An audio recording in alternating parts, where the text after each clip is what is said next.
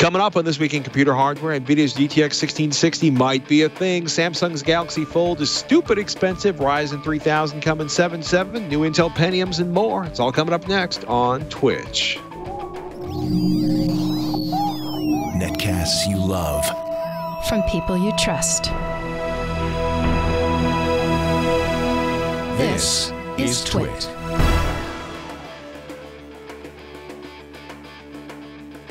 This is Twitch. This Week in Computer Hardware, episode 505, recorded on February 21st, 2019. One fat phone, 7.7 Ryzen rumors, and what is Nvidia?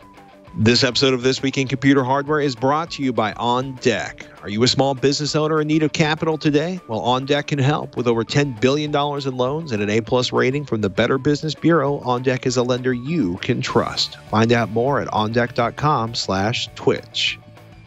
Welcome to Twitch, This Week in Computer Hardware, Twitch weekly show that aims to bring you hardware news, people. We got news, we got reviews, we got excitement, we got mayhem, and yes, ladies and gentlemen, the Pentium lives on. AMD Ryzen, we got a possible release date and ponies. But right now, ladies and gentlemen, let me introduce the mightiest hardware testing show pony of them all, Sebastian Peak from PC Per. How are you, sir? I'm good. How are you?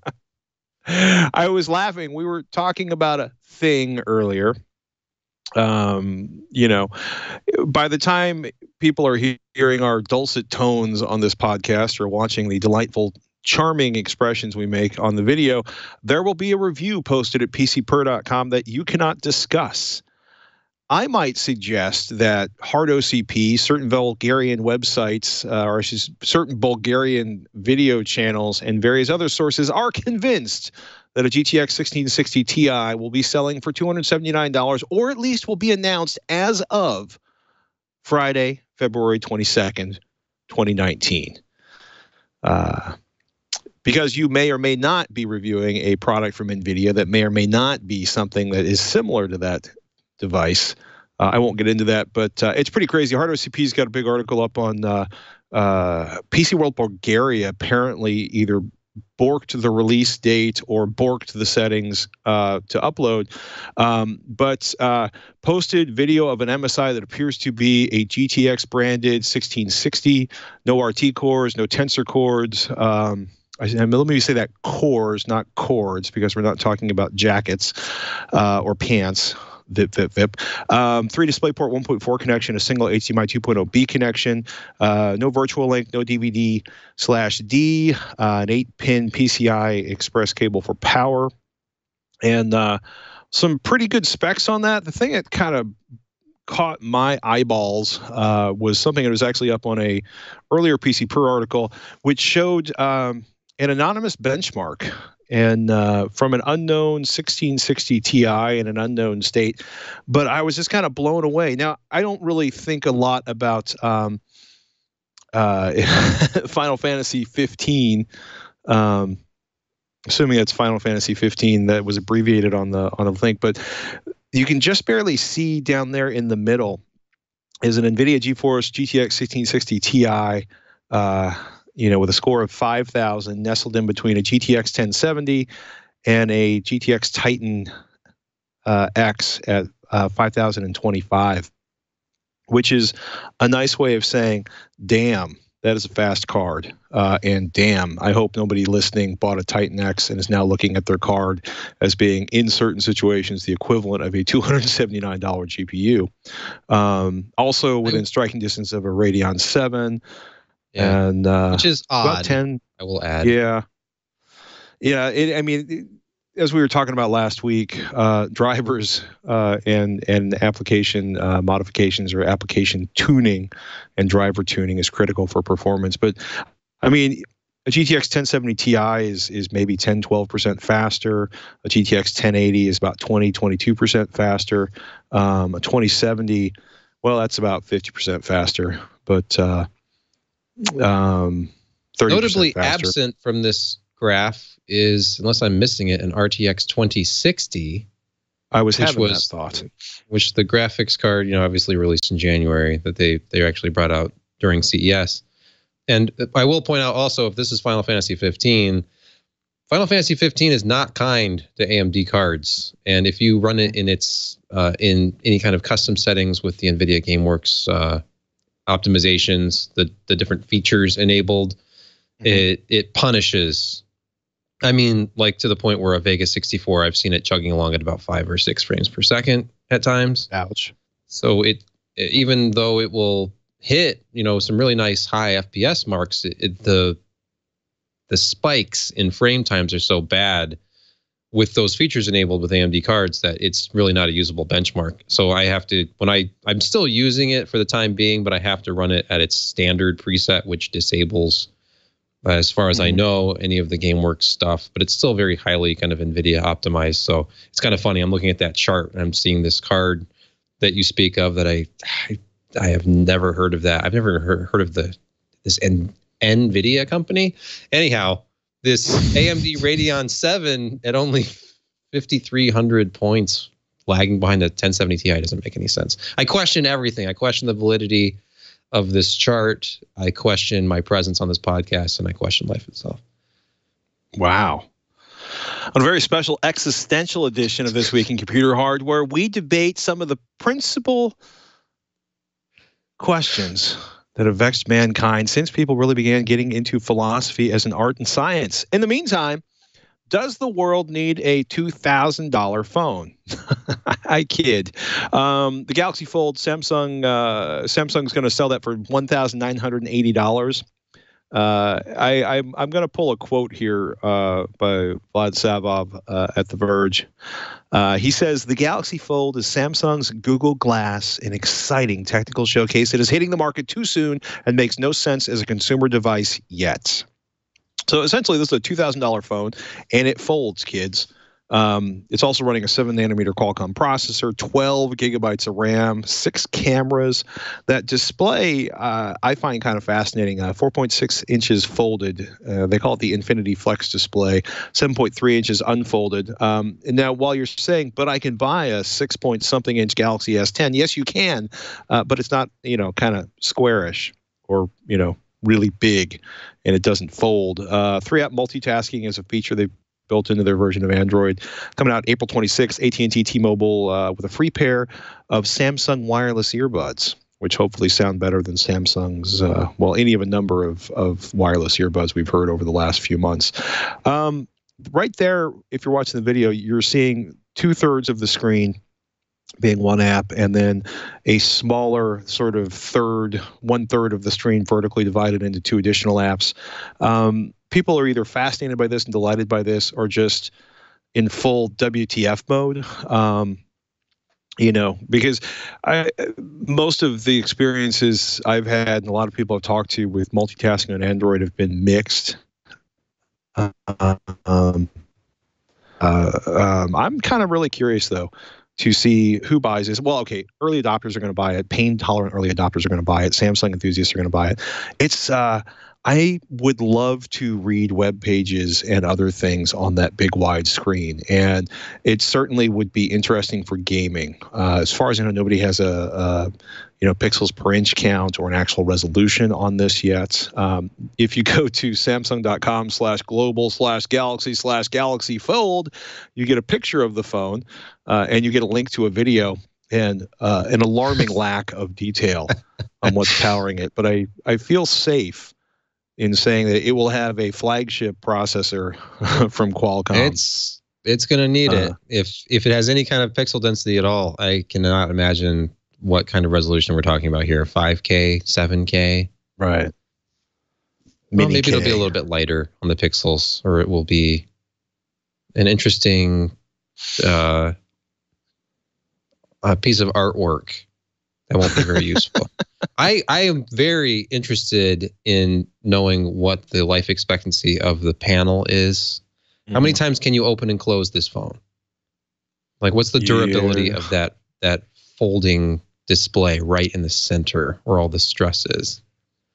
Oh, look at that sort of screen on the back there. I don't know. There's screens all over this thing. Yes. And it looks like a giant cigar, or a small, actually, maybe a cigarillo, not a cigar case when it's closed. The camera situation is completely outrageous. The other thing that was interesting for me that came out of the big announcement from Samsung yesterday is Galaxy S10 and S10 Plus are including Qualcomm's ultrasonic fingerprint scanner. So they have a big, beautiful screen, and they're literally bouncing sound against your fingerprint. They're saying something like, to a depth of 4 millimeters. Doesn't care about moisture, doesn't care about lotion. It's extremely difficult to spoof, certainly not with a picture of a fingerprint. I think iris scanning is done from the Samsung perspective, but I really like the idea of having sort of sub-screen fingerprint scanning. I don't think it's going to do anything for the ability to repair these phones or the cost of repairing these phones, at least not until this becomes more common. But it's interesting stuff. Yeah. There's been a lot of attempts, I think, over the years at creating in-cell fingerprint readers. I think it was the iPhone 5 that was the first one that actually put touch within like the matrix of the LCD display.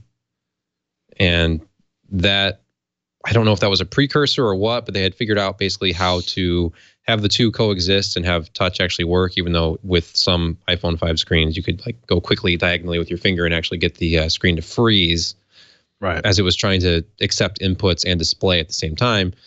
But getting touch to work on a screen has been problematic, and Apple famously removed the fingerprint reader from their iPhone 10 and now the 10s, 10R, etc. And Samsung has an advantage if they're providing fingerprint reading. They obviously have a couple of different options here, one within the display. And I think that was something that Synaptics had been working on for a couple of years. And then this ultrasonic, it's a different kind of technology. It's interesting how they've implemented it. So there's a lot of cool tech here, obviously. Samsung tends to just over deliver on features that people may or may not ever use, but they generate a lot of excitement for new products. And this thing is, the folding phone especially, like the rest of the phone lineup is kind of your traditional upgrade, not a refresh this time. We have new designs, but they are kind of more of the same, like, your typical form factor of a device and better camera and faster processors and that sort of thing. But we've been sort of teased with one of these folding devices since, well, for a long time. But I'm thinking back to the Microsoft Courier in like 2008 to 2010 timeframe, which was like shown, but it may or may not have been a render, and then it was canceled a couple of years later. And now there's all the rumors swirling that I've been seeing in the last 2 months about a Microsoft Andromeda device, which is another folding concept. And now here Samsung is stealing everybody's thunder with the device, which is apparently available in April, even though they don't even have specifications listed on the site. So maybe I would have to believe it's going to be a very limited production if they don't have final specs yet or haven't quite nailed down the final design, perhaps. Or they just have prototypes that they were not letting. I believe I read that they were not letting the press turn the device on. They had a closed door kind of like briefing and hands-on with it for media at MWC. So, but hey, it's only $1,980. All these, everybody's saying it's $2,000. Come on, it's not $2,000. It's $1,980 plus before taxes. Yeah. So in fact, it's quite a bit more than $2,000, unless you live in states that don't charge sales tax, like Montana, and I think there's one other. So Sebastian, I'm curious. Are you a smartwatch wearer? Are you still excited about the whole concept of wearables? Not me personally. I haven't worn a watch in so long that I was like tempted by some of the watches. Like Samsung has a bunch. Obviously, Pebble was big for a while. Apple Watch is a thing, but I haven't reconciled myself to this idea that I need something on my wrist when I have my phone in my pocket all the time. But they're interesting, especially the health aspect, like the Apple Watch, like the EKG thing. Why did Samsung have a new smart device as well as all of their phones? Well, one of the announcements that came out yesterday along with the phones was some new, well, I guess the Galaxy Watch Active and Galaxy Fit wearables be coming out.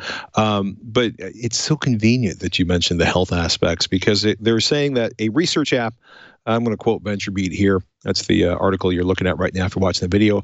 A research app called My BP Lab will be released on March 15th, adding blood pressure monitoring in beta form for the US, UK, Canada, Singapore, Australia, and Germany.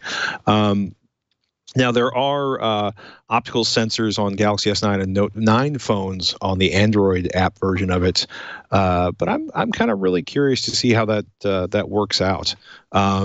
Fairly powerful bit of hardware inside of this. It's like a 1.1-inch screen, no bezel, 2 buttons do the controls, like a 1.1-inch touchscreen, Exynos 91110 running at 1.15 gigahertz with 4 gigabytes of storage and 768 megabytes of RAM. So I'm curious to see how that does. And it's going to be about $200, which is a huge drop in price from the Galaxy Watch, which is still around $350, depending on what you're looking for.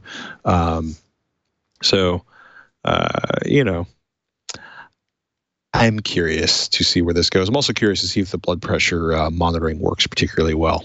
So, yeah, especially at that price. Like, I would expect to see a lot more of these on people's wrists at $200, especially considering how popular Samsung phones are. Like on the Android side, that's right. It's pretty much it here anyway, here in the US. I don't know. I also wonder if people are a little, after Pebble and some of the other stuff, if people are a little uptight about investing in wearables at this point. But I also love the fact there's essentially an open source community developing on Pebble, but I won't go down that particular rat hole at the moment. I'm loving this video where the phone is charging the watch.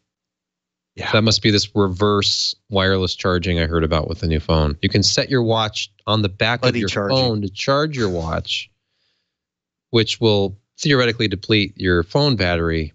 So then you'll have 2 devices with about 50% power that rely on each other. So that's nice. It's like symbiosis. You're just not buying into that at any level whatsoever. I know. We should move on before I dig myself Pentium CPUs. Because there aren't enough Core i3, Core i5, Core i7, Core i9, and various other processors from Intel, the Pentium lives on, and the Celeron lives on in the Intel stable. Oh, the Celeron. Thank you, Intel. The names, well, there's brand equity, and they just don't want to let it go. So Pentium Gold, the G5620, that's going to be the first 4 gigahertz Pentium. Tom's Hardware did a big write-up on this. Quote, the other processors listed include the G5420, the G5600T, the Celeron G4950, the Celeron G4930, and the Celeron G4930T. The top couple 3 models of this are 2-core 4-thread parts, and I should say the Pentium, the G series stuff, and the Celeron are running 2 threads or 2 cores, 2 threads. These are not going to be powerful machines. These are not going to be particularly delightful experiences if you keep more than one app open inside of Windows 10. But it'll be interesting to see what these end up in, whether they are primary little tiny boxes for kiosks or if they're showing up in low-end entry-level Windows machines. 9to5Mac did a great write-up on the average 4G download speed. And I should also actually, before we leave it, I should also point out, we have seen some of the Pentium class processors, especially for games that don't require a ton of CPU, be incredible bargains for gaming. I think we're kind of near the end of those days, but we should wait until people get benchmarks and pause on those parts before I so cruelly dismiss them. But yeah, we don't know pricing yet because it hasn't been officially announced. Right. These were early listings on European retail sites. It is, when I was looking at this story yesterday, I had to find out how much the original Pentium was, like what the specs were, how much it cost. And I found an old LA Times article archived from 1993 that was talking about how 1994 is going to be the year where CPU components drop, and they were showing all these huge price reductions, like $100. Like, well, what were they? The Pentium, the original Pentium, was a 60 megahertz processor, 60. Mm-hmm. It launched at $878, and that was the 1,000 unit price. And if you needed the extra 6 megahertz, you could get the 66 megahertz version for $964. So I am guessing that this 4 gigahertz Pentium Gold will be less than $878. Well, then you have to adjust it for inflation if you want to get really scared. But no, I was there for the launch of 60 hertz Pentiums and some older parts. They were amazing at the time. I am curious. Seriously, I'm kind of curious to see what the performance is like, because there are situations where maybe it is a simple machine or doing some basic stuff where a part like that is particularly effective, or if the price is cheap enough. I was kind of shocked. OpenSignal, if you're not familiar with them, is a group that runs. Essentially, they do real-world measurements, like runoff of phones, and then they do scientific analysis, and they look at the performance and availability of mobile service around the globe. And one of the things they do is release a report. And 95Mac has a nice summary of what's going on. Michael Potuk did that one. U.S. average 4G download speed ranked 47th among 47 countries in large-scale study. So as you're thinking about the slow, gradual evolution to 5G, know that we have lots of room for improvement. But if you look at this, right, South Korea, Switzerland, Netherlands, Singapore, Denmark, Australia, all averaging above 50 megabits at the fastest hour of the day. The average of those top 6 countries is between 35.7 and 47.1 megabits per second. Things start to drop off, but it's really kind of amazing just to understand how much slower we are. And admittedly, right, infrastructure is difficult in the United States because it's a big country. We have lots of competing cell phone services. We have some interesting history in the way bandwidth was allocated that gives certain carriers advantages in certain areas over others in terms of performance. But covering Colombia or Kuwait, while certainly challenging, is not as difficult as covering the entire continental United States. That said, it's really, really hard to cover China or Russia, because these are large countries with tremendous distances to cover and tremendous geographic issues. And Serbia, Croatia, Austria, Switzerland. I'm looking for China and Russia on this chart, and I'm failing miserably, which means they must be below the United States in performance or not on here whatsoever. And it looks like neither of those two are on here. Yeah, I'm looking too. That's classified information, Patrick. It may well be. But for most of what people do on phones, 18 megabits per second, or I should say, 18 to 28 megabits per second is more than adequate, and vastly more than you need even to stream 4K in real time, which hopefully you're not doing on your phone, because even if you have a 4K screen, it's too tiny for you to make out the resolution. But I will be curious to see where this is and what this looks like as the 5G rolls out, probably in force by 2020, and whether or not it matters much in terms of performance. But for people who are like, 4G, 5G speeds, screw 4G. It's really not about overall, 5G will deliver more bandwidth to individuals, but it's much more interesting in terms of what it's doing, or what it promises to do, in having more bandwidth available to more people simultaneously through changing the way the network functions, and bringing the network to everywhere. And it's kind of crazy, because when you look at, for example, the Samsung Galaxy S10 5G, which is coming out late compared to the other phones. It's not going to show up until June. It's got to support millimeter wave, which is like 28 gigahertz and 39 gigahertz, sub 6 gigahertz 5G frequencies.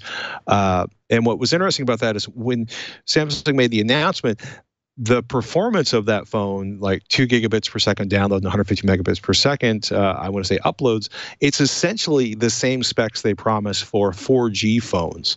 So I'm curious, like, what restrictions there are at the processor, if they just don't want to deal with, pardon me, if they just don't want to deal with promising performance that they don't have on the network yet. But, it's... we could do better in terms of overall network performance. And that said, worldwide.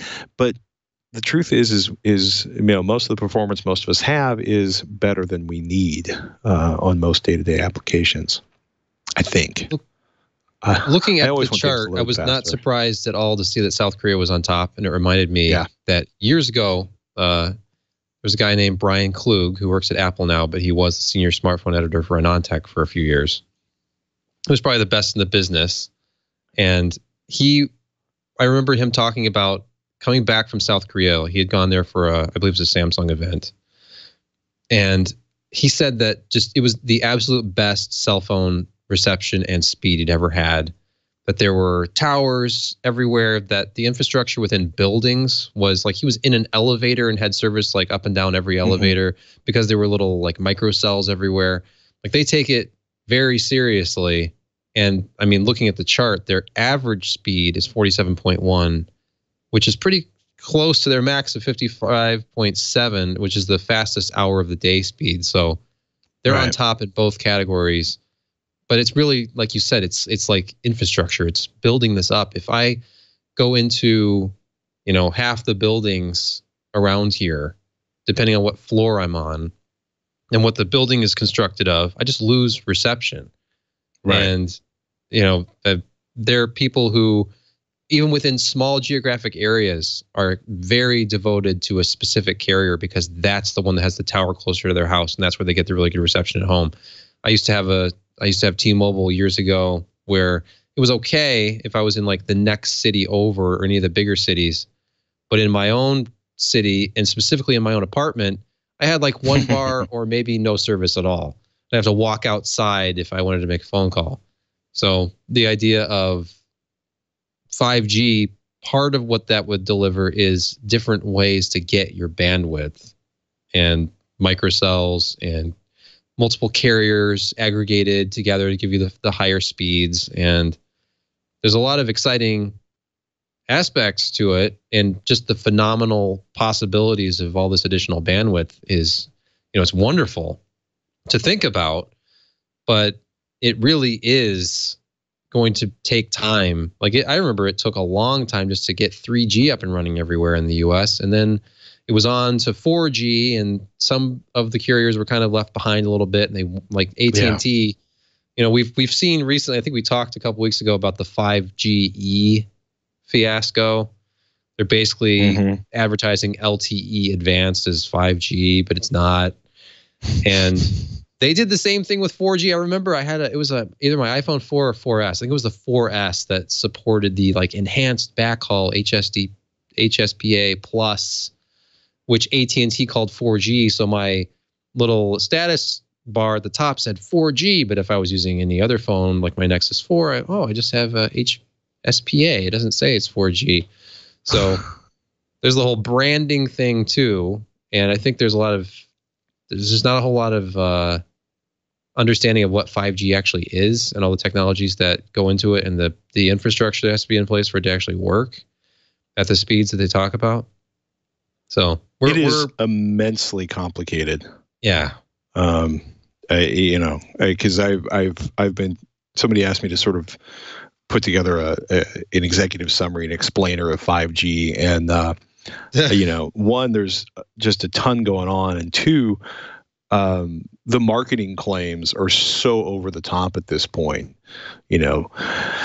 The lowest latency possible on a mobile network will enable real-time communications, controlling vehicular traffic. And it's like it goes on and on and on, because it's going to be like, finally we're going to use IPv6 because everything is going to have a controller inside of it. And you'll monitor, your cat and your pillow and your car real time, and your dog can drive your washing machine, and it will change everything. And it's like, whoa, back up, man. But they are literally trying to create a future where it is possible to deliver competitive performance and affordable performance, or maybe bandwidth they're willing to sustain for example, Verizon doing 5G delivery of wireless to homes, although we can argue how 5G that is or is not, and it will also be in tiny devices that you will be able to get information from real time, and it will be, of course, in your phone and in tablets. And it will be used for, it's this crazy mix of, it will be in cars, it will be in traffic lights, it will be in your dog, it will be everywhere. I'm mostly excited to see 5G come to towers because of, the way they're going to be doing the multiplexing will, stop it from being turned. It's just, I want to see if they actually increase the performance in ways that are interesting to me, especially in places where, I'm in a city. It is densely populated and there's a lot of competition for the bandwidth on the tower. So, yeah. And there's see pressure, I'm sure, from like Qualcomm is very proud of their 5G modem technology. And they've had it for a couple of years now, and it's just now making its way into devices. But there's not really a need for it just yet. Like, buy the device because of the other features it offers and the possibility of experiencing 5G. But realistically, by the time it's in widespread adoption, you'll be on a different handset anyway.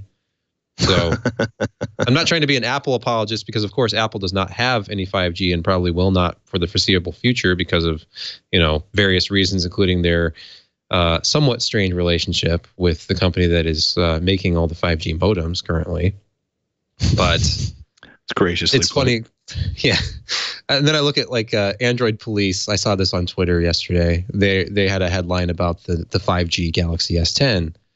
And they say, just the title of the article is, the Galaxy S10 5G is a 6.7-inch, 6-camera, 4,500 milliamp hour monster of a phone built for nobody. Well, that's appropriately snarky, and it got a click from me. But really, even snarkier than one I quoted. Yeah, you don't need 5G yet. Just get yourself a really good LTE phone that has the best camera and runs the operating system that you like, and you're probably fine. No, actually, I think everyone will make fun of you and stop being your friend if you don't buy the most expensive phone possible. Let's be honest about this, Sebastian. All right, let's order the Fold. Let's do it together right now on this podcast. Galaxy Folds. Yeah, can I come live at your house after I'm kicked out of mine for ordering a $2,000? Excuse me, a $1,980 phone before taxes? Yes, thank you for correcting yourself. Oh, my goodness. We should thank our sponsor. This episode of This Week in Computer Hardware brought to you by OnDeck. OnDeck is 100% committed to small business owners with fast, easy, tailored financing. Your time is valuable, right? You don't want to wait. You want to be worried. If you need money, you probably need money now. You can get funding with OnDeck in as fast as 24 hours. Term loans up to $500,000, lines of credits up to $100,000, none of which require business collateral. Which is great, because it's one thing if you own a warehouse full of machines, but if you are the business, OnDeck is here for you. The application process is simple. You can apply online, you can apply by phone, get approved in minutes, and it won't impact your personal credit. OnDeck delivers some of the best customer service in the U.S. Their loan specialists are here. You can understand what they're saying. They have an A+ rating with the Better Business Bureau. They've lent over $10 billion to over 80,000 small business owners, and they carry a 9.8 out of 10 rating on Trustpilot. Sounds pretty good, doesn't it? OnDeck is the secure financing service that business owners everywhere can truly rely on. If you're a small business owner and need access to capital, go to ondeck.com/twitch right now. And as a listener of This Week in Computer Hardware, you'll receive a free consultation with one of their U.S.-based loan specialists. Apply online or by phone and get approved in minutes. Go to ondeck.com/twitch. That's ondeck.com/TWICH for your free consultation now. And we want to thank OnDeck for their support of This Week in Computer Hardware. Shifting gears, did PCPer suggest that 7-nanometer Ryzen 3 desktop CPUs and Navi GPUs will be coming 7/7 of 2019 over at Computex? Doesn't it make sense though? Oh, like it's 7-nanometer, and they released Ryzen 7, the world's first 7-nanometer gaming GPU, on February 7. So why not release CPUs on 7.7? Although, they can't wait till 2077, so they've got to do it now.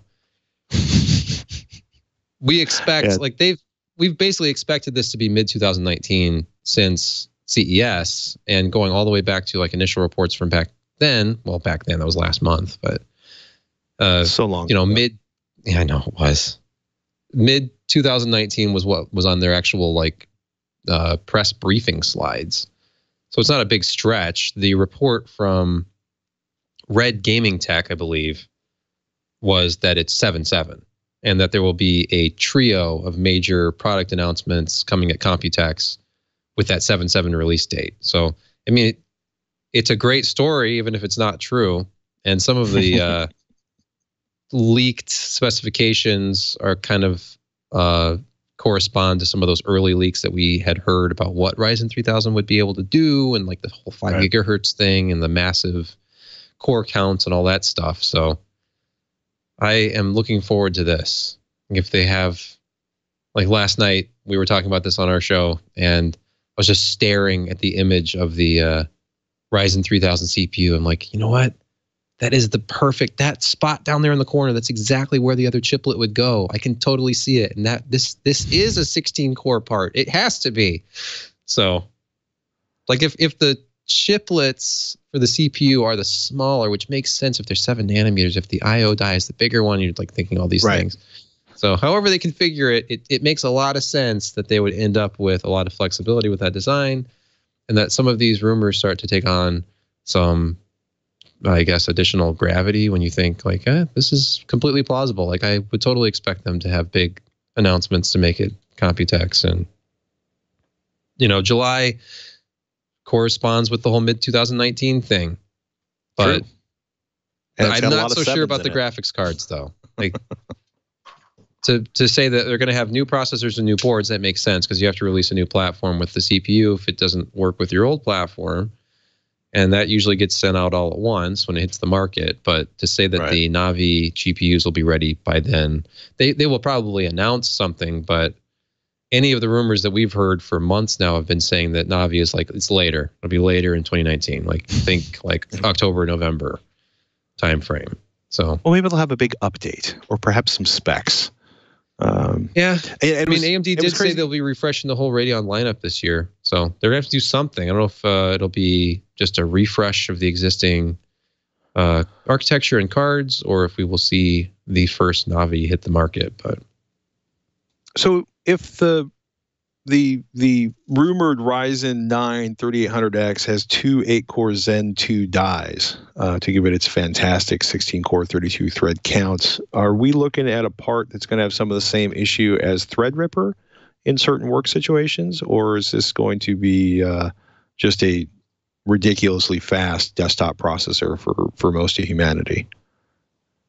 That's a good question, and I have to admit that I have not studied this new architecture yet, even though I don't know if they've actually briefed people on it. But yeah, I've got some reading to do to find out, because the issue with Threadripper, of course, when you go up to those like massive, like the 2990 WX parts, is that's a 32 core part. But still, when you get up into the higher core counts with these processors, which are essentially multiple processors on the same die, you don't have direct memory access with every CPU core. So they end up kind of sharing access, where half of them will have it, half of them won't, half of them kind of share. And they use this thing called Infinity Fabric, which essentially runs at the speed of your memory. So the faster the RAM you buy, or the more you overclock your RAM, the better performance you get from core to core. Mm-hmm. So the core to core latency was something that Intel, I'm sure, was very happy to point out when this product hit. So if they, for different rumors, I think they haven't actually explained. I think it was Adored TV, a noted AMD fan and pundit on YouTube, who was speculating about a memory crossbar system and how that was going to operate between the two chiplets, which would, I think Infinity Fabric is a memory crossbar. Mm-hmm. But again, we're talking about complex, sort of server-centric designs that are making their way down into the mainstream. with products like Threadripper. Not that it's a mainstream part, but certainly, a 32 core part for $1,729 is a lot more mainstream than, a $3,000 or $4,000 Xeon part. So, right. It's fascinating stuff. Like, this is basically like Epic, but for desktop, and it's small because they're doing it at 7 nanometer, and it fits into the same size package as the existing AM4 processors. So, it's a lot of new stuff. Exciting stuff. Aquacomputer Cuplex Kryos is a mouthful. Yes. I'm curious because Maury did the write up on this one, and I still have a water block that I paid a couple $100s for that I refuse to get rid of. Although I would have to mod the snot out of it to put it on any of a number of CPU mounts that are available today. We look. Is it good? What's the pricing? Is it going to be painfully expensive? Kind of, yeah. Not as expensive as the one. If you're looking at the screen, if you're watching the video, there are 2 versions of this, and one of them has a screen on it. Like on the actual CPU block, there is a display that gives you real-time monitoring information about what's going on inside, as far as like the water temperature and stuff, I believe. But the version that Maury reviewed was the more basic and affordable $100 version, which is expensive, of course. This is just one component in your entire custom cooling loop, but it's obviously a pretty important one. Yeah, you're paying partly for the manufacturing and the complexity of the design, but it's also a solid copper unit. So apparently there's another one that uses silver as well, which Maury said was just, I think he described it as ungodly expensive. But he had some fun overclocking a Ryzen processor. He had a 2700X on his test bench, and he pumped up the voltage to, I think it was 1.45, and got himself a decent overclock. And this thing kept it pretty cool. Like, he was seeing temperatures, I think, in the low 70s at load. Oh, so wow. It's nice. He was a big fan of it. Obviously, the main issue here is going to be pricing, and right. There are more affordable options on the market, but kind of get what you pay for. And got his seal of approval just from overall quality. This is actually one he bought himself, too. This is not a review unit. He bought it. He liked it. He wanted to review it. So that's cool. I mean, it's challenging, right? Because there are certainly, if you're building a custom case or you're doing something particularly fancy, I totally understand spending a lot of money on a water block because they're so obvious inside of the case. Or if you're looking for a design that is not as locked down as a lot of the sealed liquid coolers we looked at, right? Corsair has a ton of those that we've looked at over the years. But in terms of performance, you really have to be pushing things really hard to justify, in the ability to remove, it's in one hand, it's like, oh, I'm going to have a water cooler and my speeds are going to go through the roof. And it's like, well, maybe, if you're running stock speeds, you're running a water cooler because you like the way it looks or because you think it's cool or you think it has less fan noise, but you're probably not getting any kind of performance boost over your stock air cooler. An aftermarket air cooler, right? A lot of stock air coolers are worth all of the money you paid for them. There's some are better than others. I think some of the AMD air coolers are particularly good. But the Wraith stuff is good. Yeah, and it's amazing like how good a $30 air cooler is these days. But it is pretty. It is really, really pretty, and they have optional tops. Yeah, that's the key. I want the one with the screen on it. I think it was last week or maybe it was 2 weeks ago. We talked about this, or maybe I talked about this insane idea I had of everything being like having a display. Or like, because we talked about the power supply with the OLED display in it. Everything has RGB. You can even get RGB cables for your power supply. Why not take it up a notch, an RGB OLED water block? I think it's a perfect concept. They could sell for you at least 5 or 6 of them. It would be totally worth the research and development costs. One would hope. Speaking of research and development and RGBs, Jim Tanis over at PCPer did a write-up on Corsair's Dominator Platinum RGB memory, which is essentially the micro LEDs or the Capellix LEDs that everybody saw at CES. They were showing up in several different places, but I think Corsair kind of had the highest profile. And these are essentially, instead of having a one big giant or several modestly sized LEDs, this has a whole, I'm going to use a scientific term here, people, so brace for impact, snot load of little tiny LEDs that essentially distribute the backlighting a bit better. This is kind of a crazy rollout even for Corsair, right? 22 SKUs from 3,000 megahertz to 4,800 megahertz, capacities between 16 gigabyte and 128 gigabytes. And Jim got a 32 gigabyte 4x8 kit clocked at 3,200 megahertz with timings of 14, 14, 14, 34, if you are a memory nerd. Wow, that's pretty aggressive timings.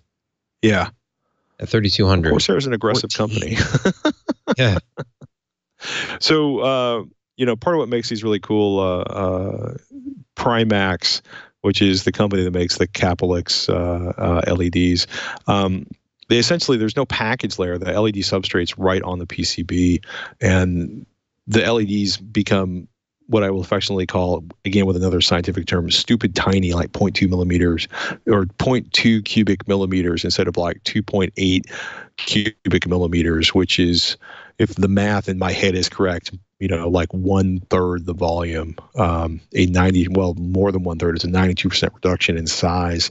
Also makes them much more energy efficient, so they consume less power, and less power means less heat. They're claiming something like they're 60% brighter, 40% less power hungry, and have a, quote, 35% longer service life than SMD LEDs. So that means if you're wearing a headset and you are the kind of guy or gal that wants the LEDs in your headset to match your motherboard, to match your keyboard, you're going to get significantly better battery life out of your headset if it is using these next generation LEDs. In terms of the parts themselves, it's memory and it's fast. Yeah, and if you want to know what ICs are in these and stuff, I'm sure you probably already looked into that, but right. I'm currently transfixed by this video footage of the different light patterns and effects, which is insane. Like, we're talking about computer memory here, but it's this is probably the best looking computer lighting or for memory lighting I've ever seen. Right. It's very shiny. I wonder what the pixel density of those micro LEDs is. Could you use your memory as some sort of local dimming backlighting system?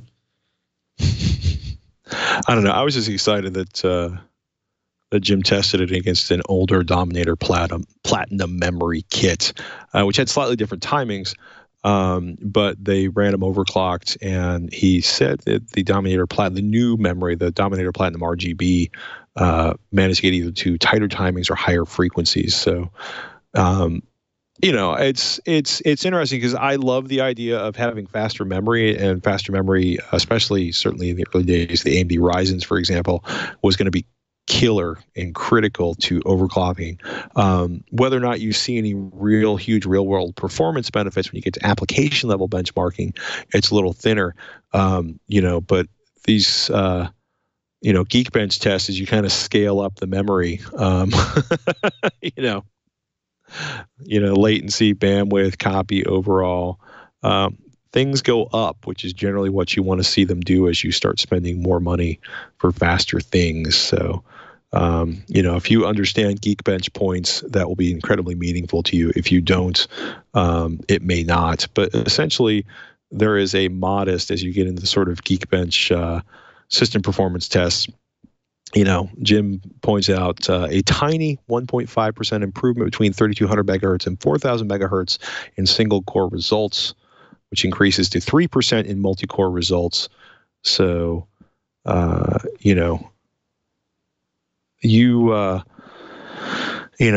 you're looking at memory bandwidth as being a gated factor, you're looking at increases between 19 and 22%, at least according to the 8064 memory benchmark. You know, mostly I think you're buying this because you want really cool memory that's not going to restrict the performance of your PC. Right. Yeah.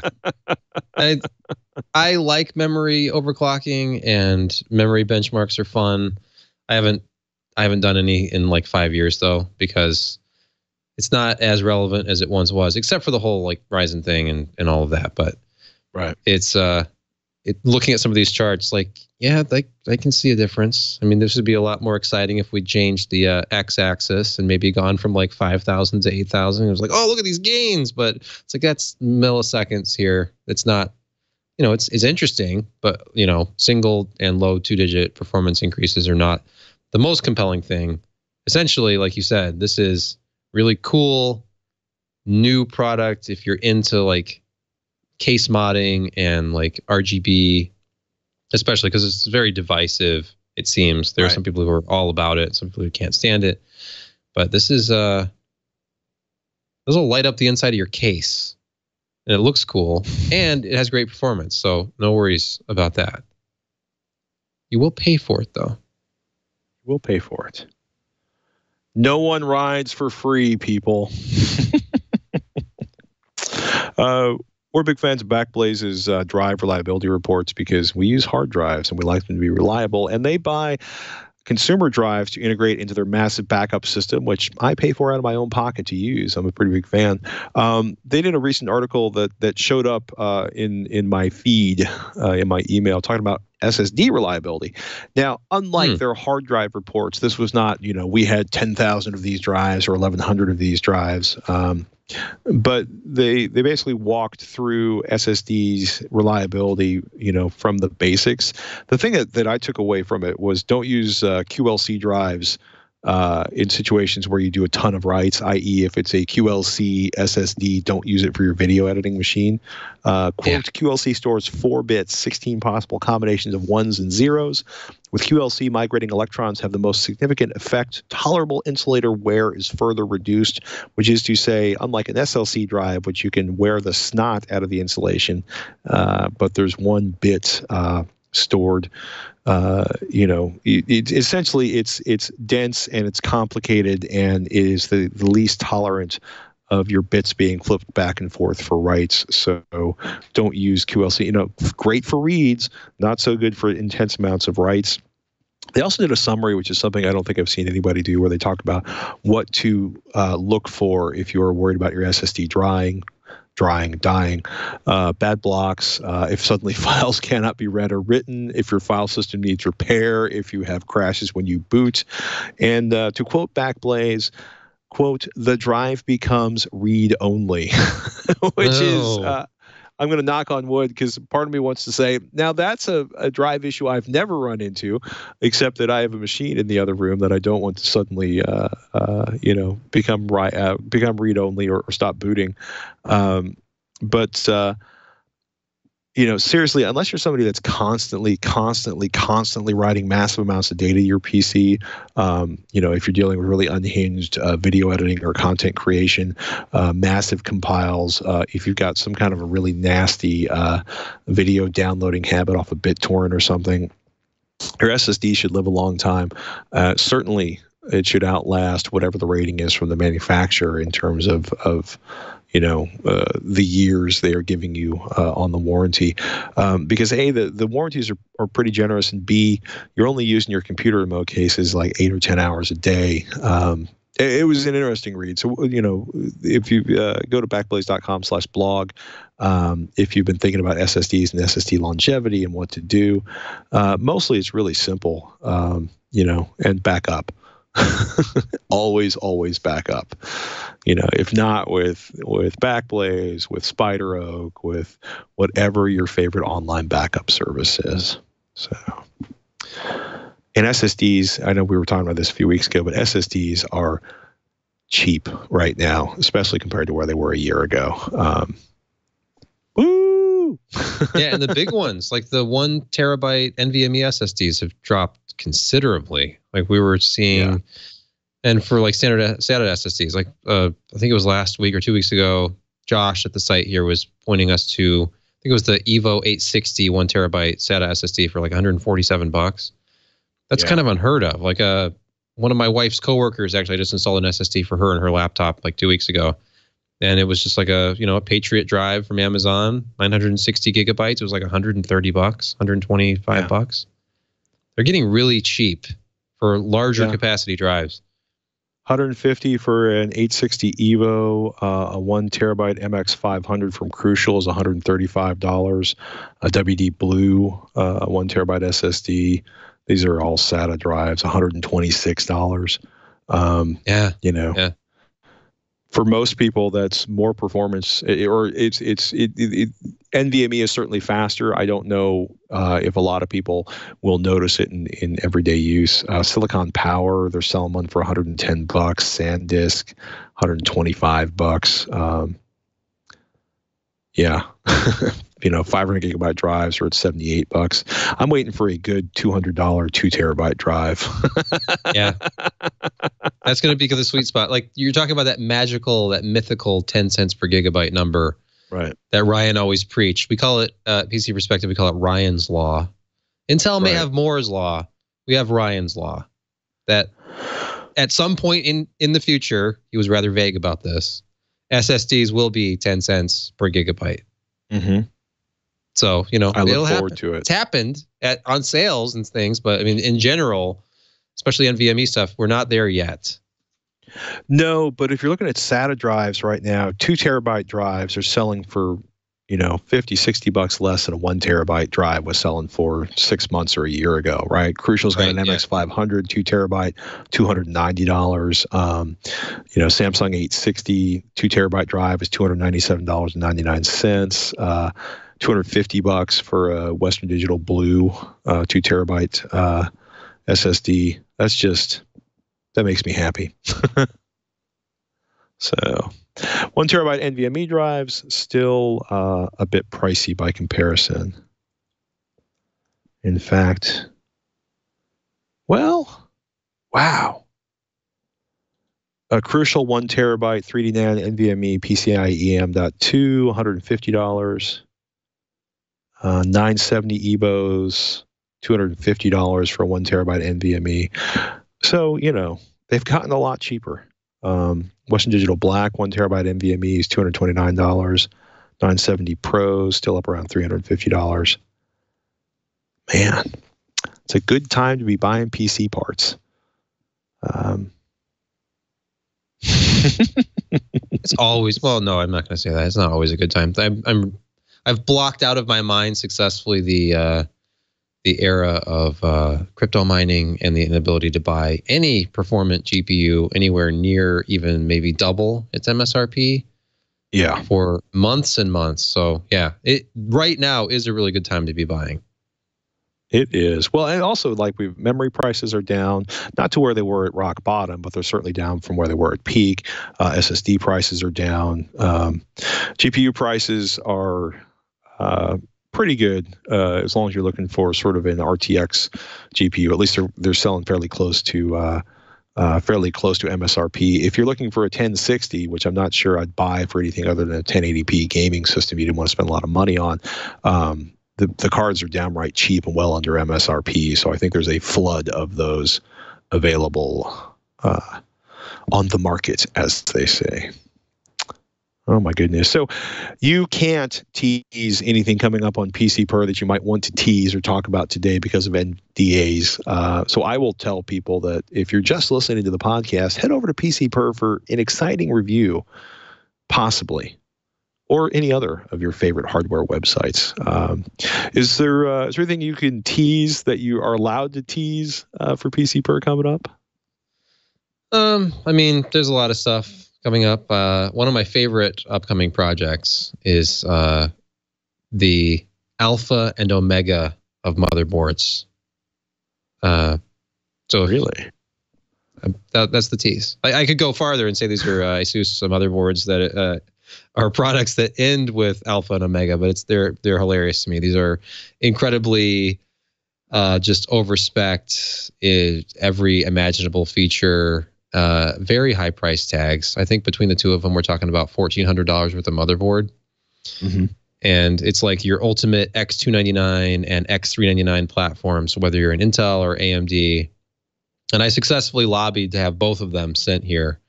So I'm like, oh, nice. you have that Threadripper one too. We could add that. Like, oh yeah, I'll get that there. So I was like, all right, perfect. So now I'll have them both here, like the Alpha and Omega together. So that's one thing. There's a whole bunch of stuff going on. The Omega? Uh-oh. Yeah, that's true. And actually, this is the knockoff of the Omega from some seller on Amazon, which I think was around $18 because those are some of the most overpriced pieces of wood I've ever seen. Not to say that they're not great products, but I think the actual Omega headphone stands are like $179 or something like that. That's a lot of money. Was like, for some, wood that they got wet and then like put in a mold, I guess. I don't really know how it works. Maybe they molded it that way. I don't know. A friend of mine was trying to figure out how to do that. And apparently it is pricey to put together the equipment to make that scale in any reasonable fashion. Oh my goodness. We got a question about computer desks on Tech Thing this week. So we talked about battle stations, or essentially what Shannon's computer desk looks like versus mine. She's got an up desk and there's a lot of backlighting, and I have literally about the exact opposite. My desk involves a garage sale, and I don't have to dust as often as Shannon because it's really hard to see the dust on my desk, which is probably a bug and not a feature. But I will be honest about that. We're also talking about SyncToy, which has been out since 2009, still works incredibly well on Windows 10. Something I discovered as I was synchronizing a couple of a hard drive in a machine that runs Rune and a external hard drive I use for travel. And if you need to synchronize large groups of files and want to do it in a non-emotionally traumatic way, you can check out our discussion of SyncToy, which literally I don't think has been updated in like 8 or 9 years, but works because I think the technology behind it does, which is a big plus. So, ladies and gentlemen, if this is your first time here at the podcast, Sebastian and I bid you welcome. And we want to tell you that the name of this podcast is This Week in Computer Hardware. We call it Twitch. You can find links to download it and all the older episodes at twit.tv/Twitch. Sebastian, are you at Sebastian Peak on the Twitters? I am. I admit it. Fascinating. You can find me over at Patrick Norton on Twitter. And as I mentioned, you can find the shows and the information about it over at twit.tv/Twitch. With that, ladies and gentlemen, thank you so much for listening or watching. I'm Patrick Norton. I'm Sebastian Peak. We'll catch you next week on Twitch.